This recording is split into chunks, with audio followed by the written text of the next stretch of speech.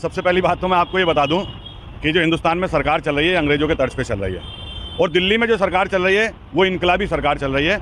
और जब आप किसी चीज़ का इनकलाब करेंगे, आप कभी बदलाव की बात करेंगे, तो आपको ये सब कुछ झेलना पड़ेगा। ईमानदारी की बात करोगे आपको झेलना पड़ेगा। अब तो ये हो गया कि दिल्ली की जनता अपनी बात को कहते में भी डरती है, कहीं ऐसा ना हो कि शाम को किसी थाना लेवल से आपके पास भी पुलिस वाले का फोन आ जाए। तो जब आप बदलाव की बात करेंगे, जैसे दिल्ली के अंदर शिक्षा का बदलाव हुआ और जो पूरी दुनिया के अंदर जाना गया, तो आपको जेल जाना पड़ेगा। और जेल जाने से मुझे नहीं लगता कि अरविंद केजरीवाल या अरविंद केजरीवाल की टीम का कोई आदमी डरता होगा, क्योंकि रात मैंने टीवी पे एक बात और देखी कि मनीष जी को तो गिरफ्तार किया 44 उन लोगों को गिरफ्तार कर लिया जो देश में बदलाव की बात करते हैं, जिसमें संजय सिंह को, आदिल भाई को और अनेक विधायकों को और कार्यकर्ताओं को उन्होंने गिरफ्तार कर लिया। लेकिन डरने वाले नहीं है, ये इनकलाब इसी तरीके से जारी रहेगा। ये बहुत गलत काम हो रहा है।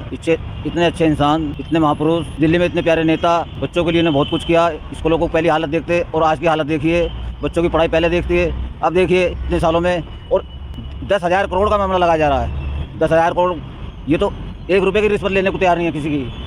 और अपने तहे दिल से अपने पास से लगाने के लिए क्या रहते हैं, सुबह 6 बजे उठकर चल देते हैं स्कूलों का दौरा करने।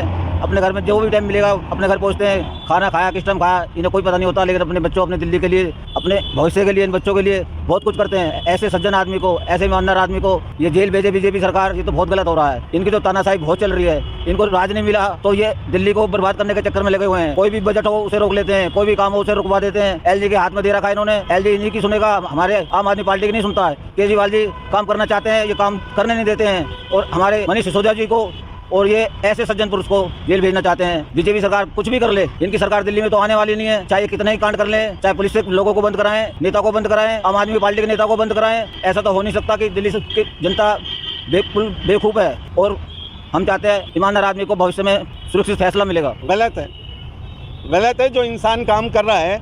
अब हम तो अपने बचपन से देखते चले आ रहे हैं स्कूलों की क्या हालत थी दिल्ली के। जो बच्चे हमारे पढ़ते थे नीचे चटाइयों के ऊपर और छप्पर डले हुए थे। उसके बाद अब ये जब आम आदमी की सरकार आई तो तमाम स्कूलों की हालत बदल गई, अस्पतालों की। तो काम तो किया है, और जब काम करता आदमी उसी का अगर छेड़ा जाएगा तो फिर वो काम क्या करेगा। इसका तो मतलब ये है कि सरकार, जो कोई भी सरकार हो, चाहे कांग्रेस की हो या बीजेपी की हो, वो चाहते हैं कि हमारी अपनी मनमानियाँ चलें, जो भी कुछ करे। कैसे देखते हैं? गलत है, गलत हुआ कैसा मानिए क्या गलत है, लेकिन बोल नहीं सकते ना। जो बोलेगा उसे मोदी जी जेल में डाल देंगे। सरकार के खिलाफ कोई बोल नहीं सकता। देखिए, देश के बेहतरीन शिक्षा मंत्री जो बच्चे की जुबान पर है, हिंदुस्तान का एक ऐसा शिक्षा मंत्री है जिसको हिंदुस्तान का एक बच्चा जानता है कि उन्होंने इतने बेहतरीन सरकारी स्कूलों में काम किया, हमारे बच्चों के लिए इतना अच्छे काम किया, अच्छे स्कूल बनाए जिन बच्चों ने सपनों में भी नहीं सोचा था, ऐसे स्कूल बनाए।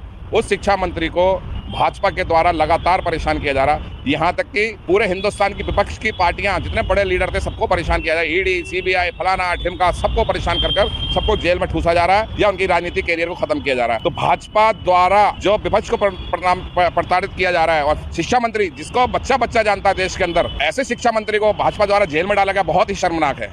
आपने भी जिस तरीके से मनीष सिसोदिया दिल्ली के मुख्यमंत्री हैं, उन्हें गिरफ्तार कर लिया गया है। आप निवासी हैं दिल्ली की, क्या कहती हैं?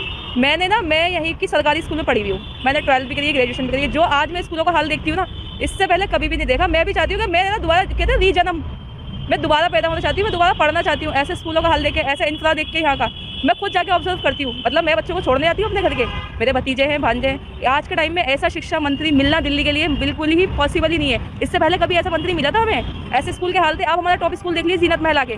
मैं मोदी जी से कहना चाहती हूँ, और बीजेपी के अडानी जो एलजी है हमारे, उनसे कहना चाहती हूँ, आगे हमारे स्कूल देखिए, उनकी हालत देखिए कितने अच्छे हो चुके हैं। अब जो है पहले जैसा वक्त नहीं रहा। शिक्षा मंत्री हमारे ऐसा कर ही नहीं सकते। उनको ना झूठे जो केस होते हैं उनमें फंसाया जा रहा है। ये पहले भी ऐसा करते थे। कहते हैं ना बीजेपी का कहीं नहीं चल रहा जोर, तो वो इस तरह ही चला रहे। पहले हमारे जो स्वास्थ्य मंत्री थे उनको फंसा दिया, अभी हमारे शिक्षा मंत्री